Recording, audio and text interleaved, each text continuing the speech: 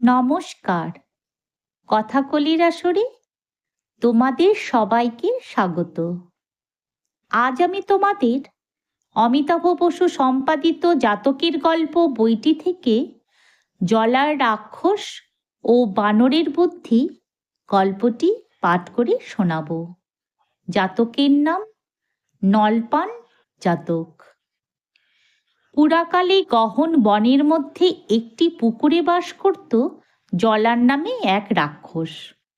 সেই সময়ে বোধিসত্ত্ব বানর রূপে জন্মগ্রহণ করেছিলেন। তিনি তার ৮০,০০০ সঙ্গী সাথীদের নিয়ে সেই বনেই বাস করতেন। বোধিসত্ত্ব তাদের সাবধান করে দিয়েছিলেন, দেখো, এই বনে বহু বিষফলের গাছ আছে, সুতরাং আমাকে জিজ্ঞাসা না করেই এই সব গাছের ফল খেও না, আর অজানা পুকুরেও মুখ দিও না, কারণ এখানে অনেক পুকুরের জলের নিচে জলার রাক্ষস থাকে, সুতরাং সাবধান। অনুচরেরা যে আজ্ঞে বলে তার উপদেশ মতো চলবে বলে কথা দিল। একদিন বানররা লম্ফঝম্প করতে করতে বনের এমন এক জায়গায় গিয়ে পৌঁছালো যেখানে এর আগে তারা আর কখনো যায়নি। সারা দিন লম্ফঝম্পর পর শ্রান্ত ক্লান্ত হয়ে তারা জলপান করবার জন্য একটি পুকুর খুঁজে তার পাশে বোধিসত্ত্বের জন্যে অপেক্ষা করতে থাকলো।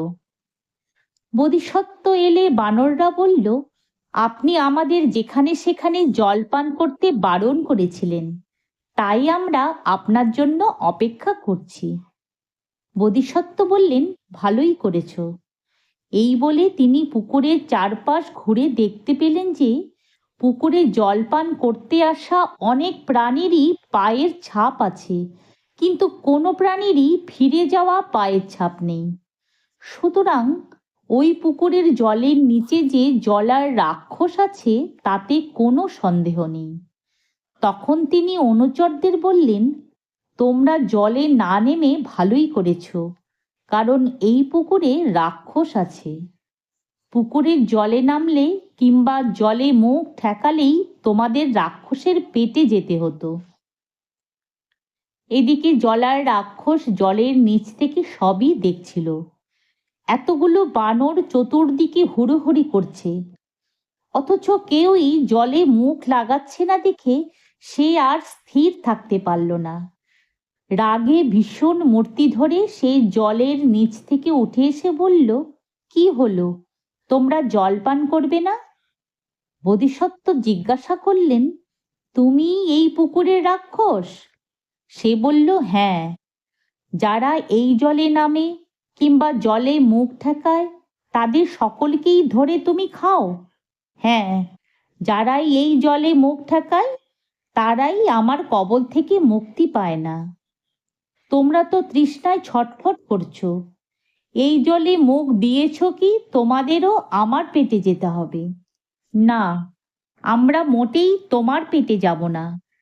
একবার জলে মুখ দিয়ে দেখো আমার পেটে যাবে কিনা। আমরা ঠিকই জল খাবো, কিন্তু তোমার পেটে যাব না। ঠিক আছে, দেখি তোমরা আমার পুকুরে নেমে কিভাবে বাঁচো। বটে, তুমি ভেবেছ আমরা জল খেতে পুকুরে নামবো? মোটেই তা নয়।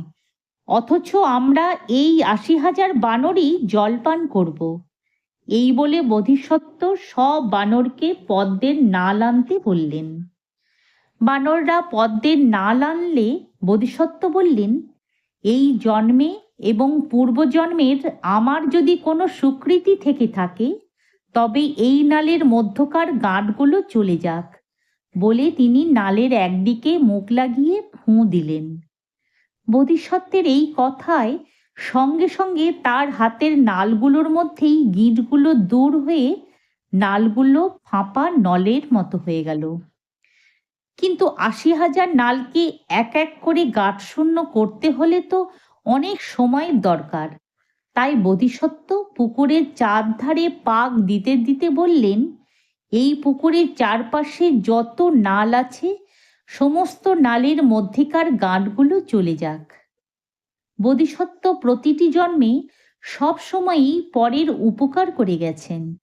তাই তিনি আদেশ দেওয়ার সঙ্গে সঙ্গে সমস্ত নালের ভিতরটা ফাঁপা নলের মতো হয়ে গেল। বোধিসত্ত্ব তখন একটি নালের ডাঁটি হাতে নিয়ে পুকুরের ধারে বসলেন। তার নালের এক প্রান্ত জলে ডুবিয়ে অন্য প্রান্তে মুখ লাগিয়ে চোঁ চোঁ করে টেনে জল পান করতে লাগলেন। তার দেখা দেখি অন্যরাও ঠিক একইভাবে জল পান করতে লাগলো। কাউকে জলে মুখ ঠেকাতে হলো না। বানরদের এইভাবে জলপান করতে দেখে এবং তাদের ক্ষতি করতে না পেরে জলার রাক্ষস দারুণ রেগে জলে ডুব দিল। আর বোধিসত্ত্ব তার দলবল নিয়ে বনে প্রবেশ করলেন। বুদ্ধদেবের অমৃত বাণী। বীর পুরুষ যুদ্ধে হাজার লোককে জয় করতে পারে, এতে বিস্ময়ের কিছু নেই।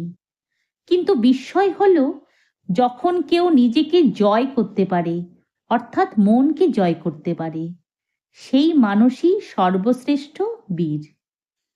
যদি তোমাদের আজকের এই গল্পটি ভালো লেগে থাকে তাহলে একটা লাইক ও আমার এই চ্যানেলটিকে সাবস্ক্রাইব করে দিও, যাতে তোমাদের জন্য আরো অনেক নতুন নতুন গল্প নিয়ে আসতে পারি।